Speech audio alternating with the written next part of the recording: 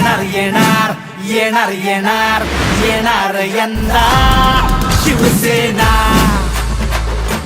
शिवसेना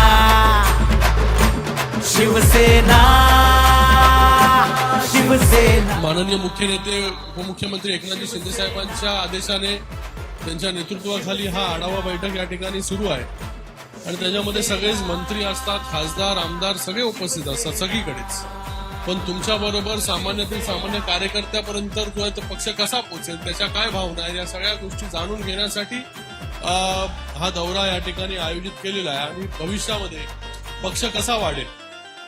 आपल्याला सगळ्यांना माहिती आहे की 2022 ते आता 2026 या 4 वर्षांमध्ये ज्यांनी विचार केला होता की शिवसेना हा पक्ष जो आहे तो किती दिवस टिकेल, किती दिवस किती निवडणुका लढणार, किती निवडणुका जिंकणार, असे सगळे प्रश्न जे जेव्हा तुम्ही उठाव केला तेव्हा हे सगळे प्रश्न होते।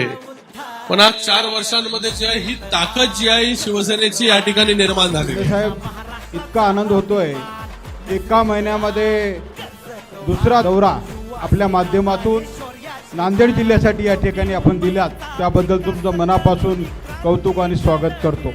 आज नांदेड दक्षिण विधानसभा मतदारसंघाची बैठक आहे, आपण सर्वजण या ठिकाणी उपस्थित आहात। ज्या पद्धतीनं पक्षाचे वरिष्ठ नेते काम करतात त्याच पद्धतीने आपण सुद्धा खालती काम केलं पाहिजे। जिल्हा परिषदेला आम्ही एकजूट आणि एकमूट करून या ठिकाणी आम्ही लढू आणि तुम्हाला रिझल्ट देऊ। शिवसेना शिवसेना शिवसेना शिवसेना शिवसेना।